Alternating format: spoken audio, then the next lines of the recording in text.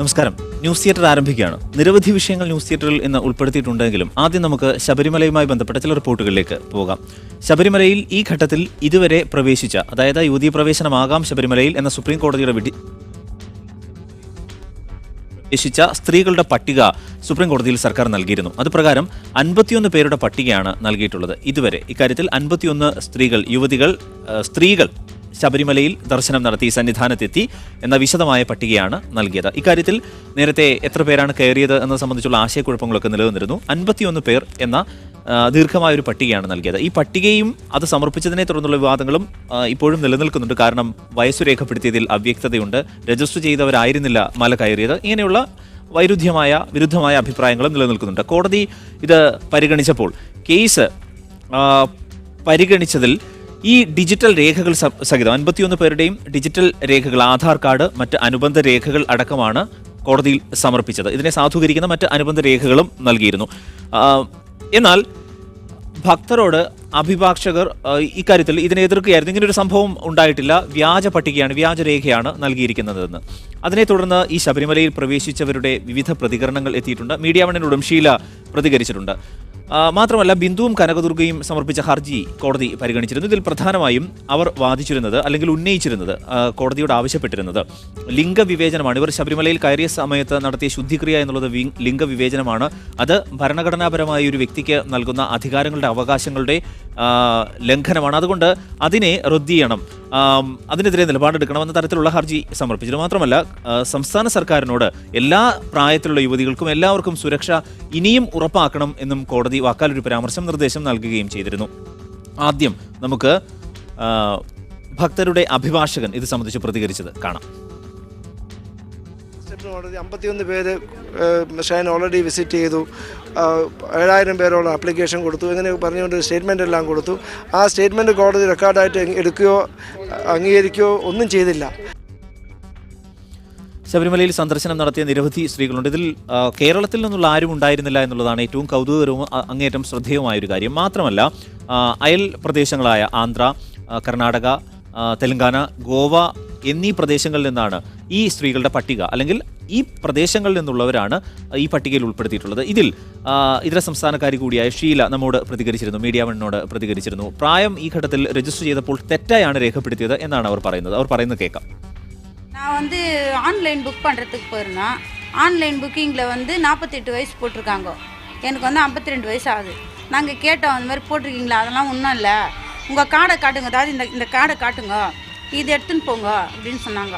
அதனால் நாங்கள் இந்த கார்டை எடுத்துன்னு ஆன்லைனும் எடுத்துன்னு நாங்கள் போனோம். கனிவுல கணபதியில் எங்களை கேட்டதுக்கு 48 வயசு ஆகுது, ஏன் அப்படி வந்தீங்கன்னு கேட்டாங்க.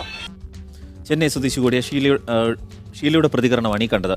7500-ലധികം സ്ത്രീകളാണ് രജിസ്റ്റർ ചെയ്തിരുന്നത് എന്നാണ് നേരത്തെ ഈ രേഖകൾ പ്രകാരം നമുക്ക് അറിയാൻ കഴിയുന്നത്. 51 പേർക്കാണ്, സ്ത്രീകൾക്കാണ് ശബരിമലയിൽ പ്രവേശനം സാധിച്ചത് എന്ന ഈ പട്ടിക പ്രകാരം നമുക്ക് മനസ്സിലാക്കാനും സാധിക്കുന്നുണ്ട്. ഇക്കാര്യത്തിൽ ദേവസ്വം മന്ത്രി പറഞ്ഞതുകൂടി കേൾക്കാം. ഏതാണ്ട് 7564 പേര് 10-നും 50-നും മധ്യേ പ്രായമുള്ളവരാണ്. അതവരുടെ ആധാർ കാർഡിലൂടെയാണ്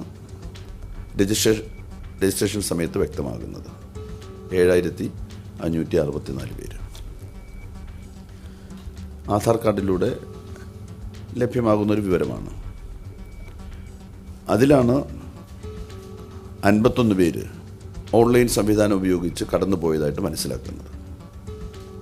അതാണ് ഗവൺമെൻറ് സുപ്രീം കോടതിയിൽ സമർപ്പിച്ചതായിട്ടുള്ള അഫിഡവിറ്റിനകത്ത് ചൂണ്ടിക്കാണിച്ചിട്ടുള്ളത്.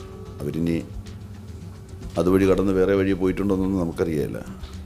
അതിന് ആരോട് ചോദിക്കണമെന്നും കൃത്യമായിട്ട് അറിയാൻ വേണ്ടി പറ്റില്ല. അതുവഴി കടന്നുപോയതായിട്ട് രേഖകൾ കാട്ടുന്നത് ഇതാണ്. ഇതേ നമ്മുടെ കൈവശമുള്ള രേഖകൾ. നമുക്കവിടെ അല്ലാതെ അവിടെ വരുന്ന അയ്യപ്പസ്വാമിമാരുടെ പ്രായം അന്വേഷിക്കലൊന്നും നമ്മുടെ ഒരു കൺസേൺ അല്ലാത്തത് കൊണ്ട് തന്നെ അത് ഉണ്ടായിട്ടില്ല. ഈ രേഖകൾ പ്രകാരം ലഭ്യമായിട്ടുള്ള വിവരം സുപ്രീം കോടതി അറിയിച്ചു എന്നുള്ളത് മാത്രമേ ഉള്ളൂ. ഇത് മാത്രമല്ല, ദേവസ്വം ബോർഡും സർക്കാരും തമ്മിൽ ഇക്കാര്യത്തിൽ ഒരു നേരിയ തരത്തിലുള്ള ഭിന്നതയും രൂപപ്പെട്ടിട്ടുണ്ട് എന്നാണ് അറിയുന്നത്. ശങ്കർദാസ് ഈ പട്ടികയ്ക്കെതിരെ നേരത്തെ അഭിപ്രായം രേഖപ്പെടുത്തുകയും ചെയ്തിരുന്നു ദേവസ്വം ബോർഡിൻ്റെ ഭാഗത്തു നിന്നായി. ഇക്കാര്യത്തിൽ ഇനി കൂടുതൽ വിവരങ്ങളിലേക്ക് പോകാം. കോടതിയിൽ എന്ത് നടപടിക്രമങ്ങളാണ് പുരോഗമിച്ചത്, സർക്കാരിന്റെ ഭാഗത്തു നിന്ന് ഈ പട്ടിക, അതിനെ തുടർന്നുണ്ടായ അനുബന്ധ സംഭവ വികാസങ്ങളൊക്കെ നമുക്ക് നോക്കേണ്ടതുണ്ട്. സെയ്ഫ് സൈനുലാബ്ദീനും ഒപ്പം ടി.കെ. റാഷിദുമുണ്ട്. ആദ്യം റാഷിദിലേക്ക്, ദില്ലിയിലേക്ക് നമുക്ക് പോകാം. റാഷിദ്, പ്രധാനമായും കോടതി എന്ത് നിരീക്ഷണമാണ് ഇക്കാര്യത്തിൽ ഇന്ന് നടത്തിയിട്ടുള്ളത്? എന്തൊക്കെ കാര്യങ്ങളാണ് പരിഗണിച്ചത്? ശബരിമലയിൽ ദർശനം നടത്തിയതിന് പിറകെ അക്രമം നേരിട്ടത് ചൂണ്ടിക്കാണിച്ചുകൊണ്ട് മുഴുവൻ സമയ സുരക്ഷ, പോലീസ് സുരക്ഷ ആവശ്യപ്പെട്ടുകൊണ്ട് ബിന്ദുവും കനകദുർഗയും സമർപ്പിച്ച റിട്ട് ഹർജിയായിരുന്നു ഇന്ന് ചീഫ് ജസ്റ്റിസ് രഞ്ജൻ ഗൊഗോയ് അധ്യക്ഷനായ ബെഞ്ചിന്റെ മുൻപാകെ വന്നിരുന്നത്. ആ ഹർജി പരിഗണിച്ചു തുടങ്ങിയപ്പോഴാണ് അവരുടെ അഭിഭാഷകയായ ഇന്ദിരാ ജയ്സിംഗ് പറഞ്ഞത് ഇരുവർക്കും സുരക്ഷ വേണം എന്ന വാദം മുന്നോട്ട് വെച്ചു.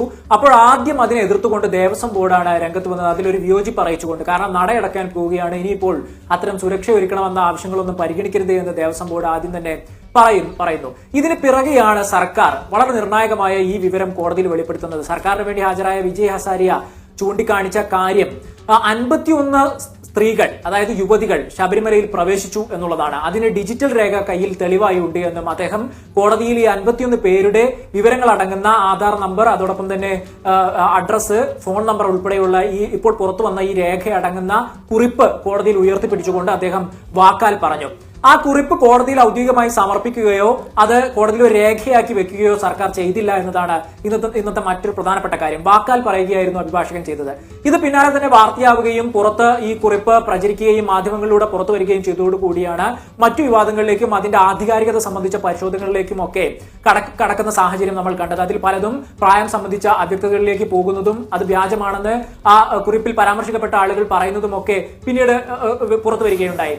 അതിന് പുറമെ കോടതിയിൽ നിന്ന് സംഭവിച്ച മറ്റു കാര്യങ്ങൾ, അതായത് ഈ കുറിപ്പ് ഉയർത്തി കാണിച്ച് സർക്കാർ അഭിഭാഷകൻ വാദം ഉന്നയിച്ചതോടു കൂടി തന്നെ അത് വ്യാജമാണ്, തെറ്റാണ് എന്ന മറുവാദം കോടതിയിൽ ഉടനടി തന്നെ ഭക്തർക്ക് വേണ്ടി ഹാജരായ 2 അഭിഭാഷകർ ഉന്നയിക്കുകയുണ്ടായി. അവർ ചൂണ്ടിക്കാണിച്ചത് സർക്കാരിന്റെ ഈ കണക്ക് ശരിയല്ല, കാരണം അവിടെ ഭക്തരടങ്ങുന്ന വലിയൊരു പ്രതിഷേധ കൂട്ടം തന്നെ സംഘപരിവാർ നേതൃത്വം നൽകുന്ന പോലുള്ള പലതരത്തിലുള്ള പ്രതിഷേധക്കാർ തന്നെ അവിടെ ഉണ്ടായിരുന്നു. അവരെ മറികടന്ന് പോവുക അസാധ്യമാണ്. മാത്രമല്ല സർക്കാർ ഒരു വ്യാജമായ കണക്കാണ് അവതരിപ്പിക്കുന്നത് എന്ന തരത്തിൽ അവർ മറുവാദം ഉന്നയിച്ചു. കോടതിക്ക് പുറത്തിറങ്ങിയ അഭിഭാഷകരും മാധ്യമങ്ങളോട് ഈ രീതിയിൽ തന്നെ പ്രതികരിച്ചു. പക്ഷേ സർക്കാർ അവിടെ കോടതിയിൽ പറഞ്ഞ വാദങ്ങളോടോ അല്ലെങ്കിൽ അതിന് മറുവാദമായി ഉന്നയിച്ച കാര്യങ്ങളിലേക്കോ ഒന്നും ഈ കോടതി ഇന്ന് കടക്കാൻ മുതിർന്നില്ല എന്നുള്ളതാണ്. കോടതി പറഞ്ഞു അതൊക്കെ അവിടെ നിൽക്കട്ടെ, അതൊന്നുമല്ല നമ്മുടെ വിഷയം, അതിലേക്ക് നമ്മൾ കടക്കുന്നില്ല എന്ന് വളരെ വ്യക്തമായി തന്നെ ചീഫ് ജസ്റ്റിസ് രഞ്ജൻ ഗൊഗോയ് പറഞ്ഞു. എന്നിട്ട് അദ്ദേഹം കനകദുർഗയും ബിന്ദുവും ആവശ്യപ്പെട്ട മുഴുവൻ സമയ സുരക്ഷ എന്ന അവരുടെ ഏറ്റവും പ്രധാനപ്പെട്ട ആവശ്യത്തെ അംഗീകരിച്ചുകൊണ്ട് ബാക്കിയുള്ള കാര്യങ്ങളെ ഒന്നും പരിഗണിക്കാതെ കോടതി ഇന്നൊരു ഉത്തരവിറക്കുകയാണ് മാത്രം ചെയ്തത്. ആ സമയം ബാക്കിയുള്ള കാര്യങ്ങൾ പരിഗണിക്കാനായി ഈ ഹർജി ഇനി പുനഃപരിശോധന ഹർജികൾ പരിഗണിക്കുന്നുണ്ട് സുപ്രീം കോടതി. അതിന്റെ കൂടെ ഇതും കൂടെ കേൾക്കണം എന്ന് ഇവർക്ക് വേണ്ടി ഹാജരായ അഭിഭാഷക ഇന്ദിരാ ജയ്സിംഗ്, അതായത് കനകദുർഗയുടെയും ബിന്ദുവിന്റെയും അഭിഭാഷക ഇന്ദിരാ ജയ്സിംഗ് ആവശ്യപ്പെട്ടു. പക്ഷെ ആ ആവശ്യവും കോടതി നിരാകരിച്ചു. അവരുടെ മറ്റ് ആവശ്യങ്ങൾ അംഗീകരിച്ചില്ല. ഈ ഹർജി മറ്റു ഹർജികളുടെ കൂടെ പരിഗണിക്കണമെന്ന ആവശ്യം നിരാകരിച്ചു. സുരക്ഷ എന്ന ഒരൊറ്റ കാര്യം മാത്രം കോടതി അംഗീകരിച്ചുകൊണ്ട് ഇന്ന് ഈ കേസ് തീർപ്പാക്കുകയാണ് ചെയ്തിരിക്കുന്നത്. ഇതിനുശേഷമാണ് മറ്റു വിവാദങ്ങളും പ്രതിവാദങ്ങളും മന്ത്രിയുടെ പ്രസ്താവനയും ദേവസ്വം മന്ത്രിയുടെ പ്രസ്താവനയും ഒക്കെ വന്ന് കാര്യങ്ങൾ മറ്റൊരു തലത്തിലേക്ക് പോകുന്ന സാഹചര്യം ഉണ്ടായത്. റാഷിദ് ദില്ലിയിൽ നിന്ന് വിവരങ്ങൾ നൽകിയത്. സെയ്ഫ് സൈനുലാബ്ദീൻ കൂടി. സെയ്ഫ്, 51 പേരാണ് കയറിയത് എന്ന പട്ടികയാണ് നിലവിൽ നൽകിയത്. പ്രായത്തിന്റെ കാര്യത്തിൽ ഇപ്പോഴും അവ്യക്തത നിലനിൽക്കുന്നുണ്ട്, വാദപ്രതിവാദങ്ങളുണ്ട്. ഇതിനെ തുടർന്നുണ്ടായ സംഭവവികാസങ്ങളും എന്താണ് മറ്റ് സർക്കാർ തലത്തിൽ? അരുൺ, ഈ 51 പേർ കയറി എന്ന് സംസ്ഥാന സർക്കാർ സുപ്രീം കോടതിയിൽ ഒരു റിപ്പോർട്ടായി കാര്യങ്ങൾ അവതരിപ്പിക്കാൻ ശ്രമിക്കുമ്പോൾ ഈ 51 പേരും ഈ 50 വയസ്സിന് താഴെയാണെന്ന് നമുക്കിപ്പോൾ പറയാൻ കഴിയുന്നില്ല. ചില സ്ത്രീകളുമായി, ഈ ലിസ്റ്റിലുണ്ടായിരുന്ന ചില സ്ത്രീകളുമായി നമ്മൾ ഫോണിലും അല്ലാതെയും ബന്ധപ്പെട്ടിരുന്നു. ഇപ്പോൾ അല്പസമയം മുമ്പ് നമ്മൾ കാണിച്ച ഷീലയുടെ ഭർത്താവുമായി നമ്മൾ വൈകുന്നേരത്തോടു കൂടി തന്നെ ഫോണിൽ സംസാരിച്ചിരുന്നു. അവർ പറയുന്ന കൃത്യമായ കാര്യം, തങ്ങൾ രജിസ്റ്റർ ചെയ്തപ്പോൾ പറ്റിയ ഒരു പിശകാണ്. 52 വയസ്സുണ്ട്, രജിസ്റ്റർ ചെയ്തപ്പോൾ 48 വയസ്സായി പോയതാണ്. അത് അവിടെയുള്ള ആ ഇന്റർനെറ്റ് കഫേയിലുണ്ടായിരുന്ന പയ്യനോട് ഇതുമായി ബന്ധപ്പെട്ട് ചോദിച്ചപ്പോൾ ആധാർ കാർഡ് അവിടെ കാണിച്ചാൽ മതി എന്ന് ആ പയ്യൻ പറഞ്ഞതിൻ്റെ അടിസ്ഥാനത്തിലാണ് ഞങ്ങൾ പിന്നീട് തിരുത്താൻ പോകാതിരുന്നത്. പോയ ഷീലയ്ക്ക് 52 വയസ്സുണ്ടെന്ന് അവർ വ്യക്തമാക്കുന്നുണ്ട്. അതുപോലെ തന്നെ പത്മാവതി രസതി എന്ന് പറയുന്ന ഒരു സ്ത്രീയുടെ പേര് അതിനകത്തുണ്ട്. അവർക്ക് 48 വയസ്സാണ് അതിൽ കാണിക്കുന്നത്. പക്ഷേ നമ്മൾ അവരുമായി ബന്ധപ്പെട്ടപ്പോൾ അറിയാൻ കഴിയുന്ന അവർക്ക് 55 വയസ്സുണ്ട് എന്നാണ്. അതുപോലെ തന്നെ ഇതിൽ പേരുള്ള മറ്റൊരാൾ പുരുഷനാണ് എന്ന് നമുക്ക് മനസ്സിലാക്കാൻ കഴിയുന്നുണ്ട്. അങ്ങനെ 2-3 പേരുമായി നമ്മൾ ഫോണിൽ ബന്ധപ്പെടുമ്പോൾ സ്വാഭാവികമായിട്ടും അവർക്ക് 50 വയസ്സിന് മുകളിൽ പ്രായമുണ്ട് എന്ന് നമുക്ക് അറിയാൻ കഴിയുന്നുണ്ട്. എന്നിരുന്നാൽ പോലും ഈ 51 പേരും 50 വയസ്സിന് മുകളിലുള്ളവരാണെന്ന് നമുക്കിപ്പോൾ പറയാൻ കഴിയുന്നില്ല. ചില ആൾക്കാരുമായി നമ്മൾ ഫോണിൽ ബന്ധപ്പെടാൻ ശ്രമിച്ചെങ്കിലും അവരുടെ ഭാഷ ഒരു പ്രശ്നമായി നിലനിൽക്കുന്നുണ്ട്. ഇംഗ്ലീഷിൽ കമ്മ്യൂണിക്കേറ്റ് ചെയ്യാൻ ശ്രമിച്ചെങ്കിലും അത് നടക്കാത്തൊരു സാഹചര്യമുണ്ട്. ആന്ധ്ര സ്വദേശികളാണ് പലരും. അങ്ങനെ ഭാഷയുടെ ഒരു പ്രശ്നം നിലനിൽക്കുന്ന കാരണം അവരുമായി നമുക്ക് സംസാരിക്കാൻ കഴിഞ്ഞിട്ടില്ല. എന്നിരുന്നാൽ പോലും ഈ 51 പേരും ഈ 50 വയസ്സിന് മുകളിലുള്ളതാണെന്ന് പറയാൻ കഴിയുന്നില്ല. നമ്മൾ ബന്ധപ്പെട്ട കുറച്ച് പേർക്ക് ഇങ്ങനെ പ്രശ്നങ്ങൾ കാണിക്കുകയും ചെയ്യുന്നുണ്ട്.